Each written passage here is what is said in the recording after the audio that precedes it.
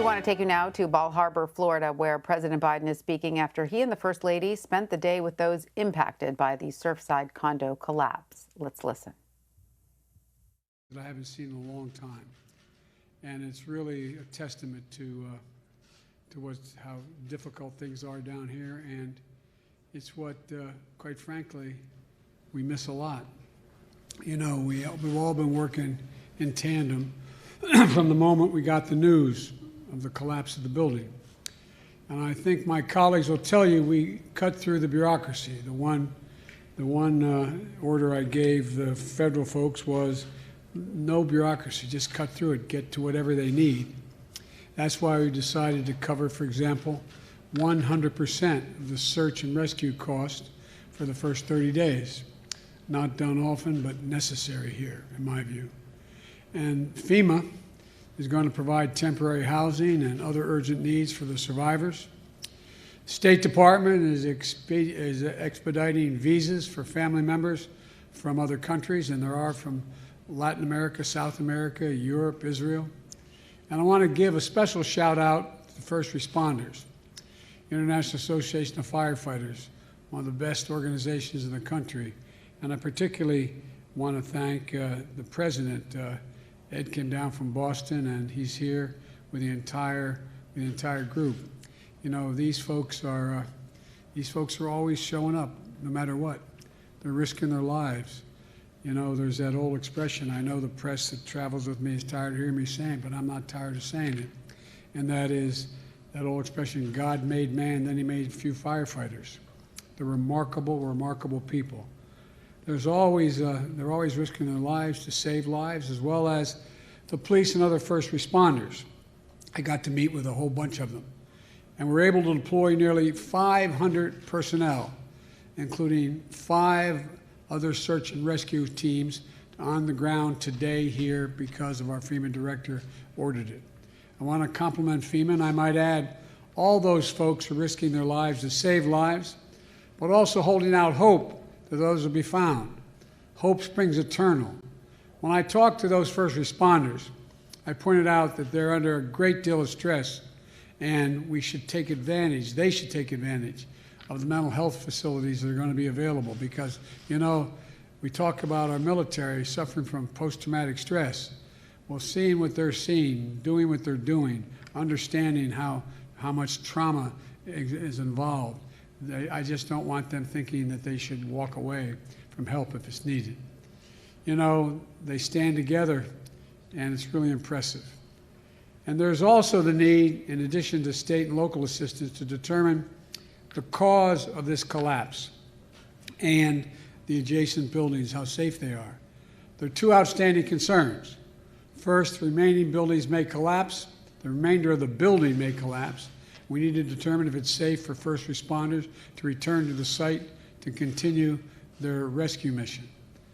That's being done right now, and that's why I asked the National Institute of Standards and Technology, NHTSA, to investigate to see if it's safe to go back and what caused the building to collapse in the first place. Because we're committed not only to recover, but to restore the safety across the board. But the other reason I came down was to meet with the families. The whole nation is mourning with these families. They see it every day on television. They're going through hell. And those who survived the collapse, as well as those who are missing loved ones. I realize I'm a little late because I spent a lot of time with the families, a whole lot of time. And I apologize for taking so long to get here, because I thought it was important to speak to every single person who wanted to speak to me. So after what you all covered when I opened up the meeting, I spent the remainder of the time, and such incredible people. I sat with one woman who had just lost her husband and her little baby boy. Didn't know what to do. I sat with another family that lost almost an entire family, cousins, brothers, sisters. And to watch them, and they're praying and pleading that, God, let there be a miracle. Let there be something happen for me that's good. Because I have, like many of you do, some idea what it's like to suffer that kind of loss. So many of them are suffering. You know, they had basic heart-wrenching questions. Will I be able to recover the body of my son or daughter, my husband, my cousin, my mom and dad? How can I have closure without being able to bury them? If I don't get the body, what do I do? Jill and I wanted them to know that we're with them and the country's with them. Our message today is that we're here for you as one nation, as one nation. And that's the message we communicated. We'll be in touch with a lot of these families continuing through this process. But there is much more to be done. We're ready to do it. And again, I thank the governor.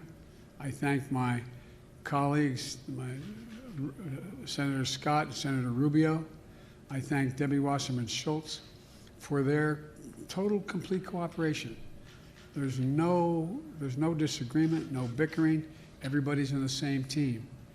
It's what America's all about. It's about pulling together, leaving nobody behind. And that's what made me feel, the one thing that made me feel good about this is the cohesion that exists. There's no Democrat or Republican out there. They're just people wanting to do the right thing for their fellow Americans. So may God bless the victims and their families, and may God protect our first responders. And I'll take a couple questions right now. Mr. President, what were you told today about the likelihood, you said hope springs eternal, but that somebody will be able to be pulled out alive from this, and what were you able to convey to the families about that possibility? Well, look, first of all, the families are very realistic. They know the longer it goes. And one of the things that the local FEMA personnel, as well as the local first responders did, is they took all of the families to the site to see what it looked like up close. And they're all realists. They all look and they see those floors just literally feet, cement upon cement upon cement. You know, when I talked to some of the families, some of the people who did escape, who survived, got out, they talked about watching the building collapse and watching as they're in the garage, one floor come down literally as a whole floor on top of another floor. They know that the chances are, as each day goes by, diminish slightly. But at a minimum, they want to recover the bodies. They want to recover the bodies. There's a lot of very religious people who are in there. Members of the rabbis in the Jewish community were talking about the need to make sure that they recover the body and be able to bury them, give them, and anyway. So I think they're very realistic, Mike. But I don't think that in any way suggests that it's too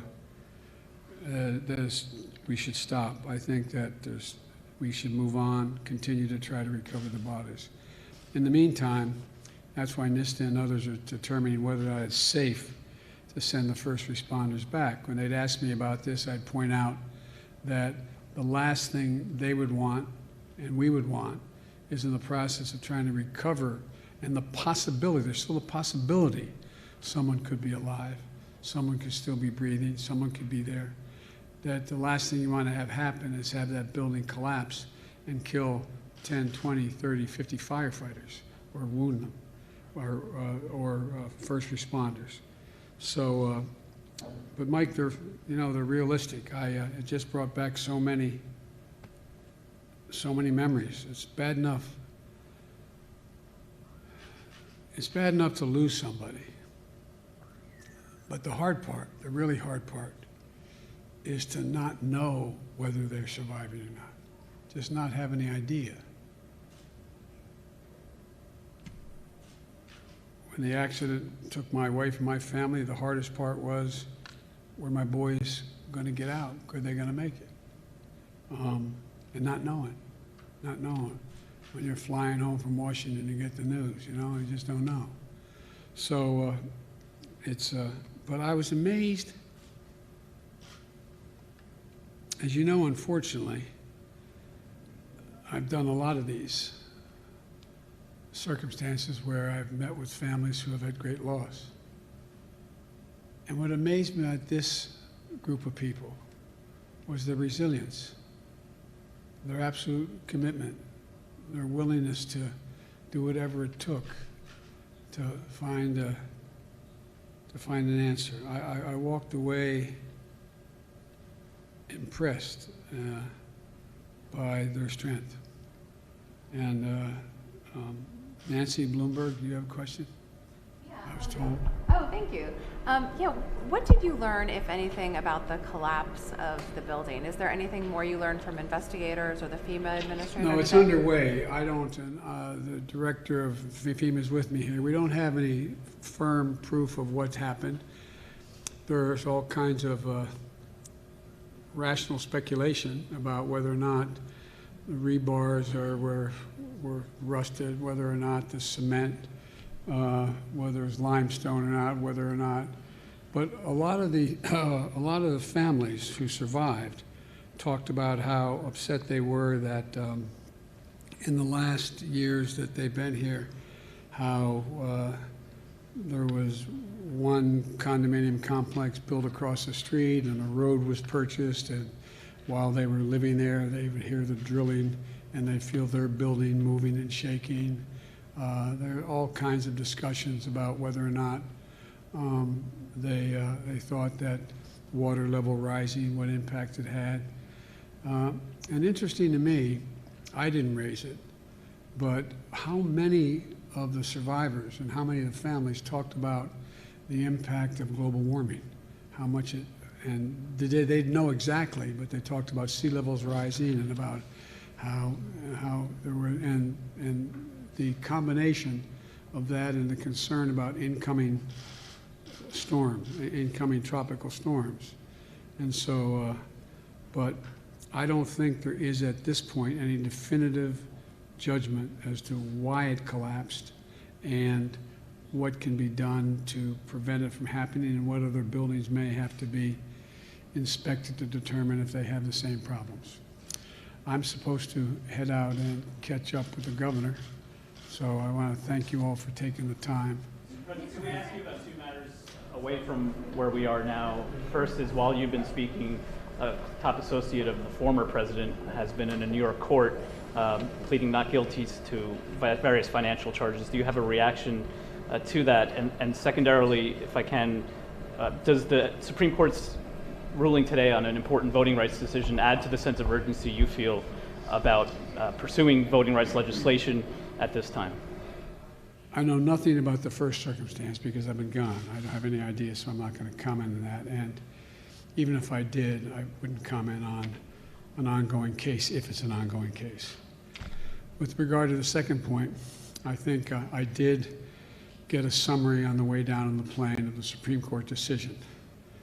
It is mildly positive in the sense that there's a remedy available based on the particular voting decision. I think that it is critical that we make a distinction between voter suppression and suspension. The ability of a state legislative body to come along and vote, their legislature vote to change who is declared the winner, I find to be somewhat astounding. But the Supreme Court did not rule that way today, to the best of my knowledge. And but I'll have much more to say about that because I plan on speaking extensively on voting rights and as well as going on the road on this issue. So thank you all very much.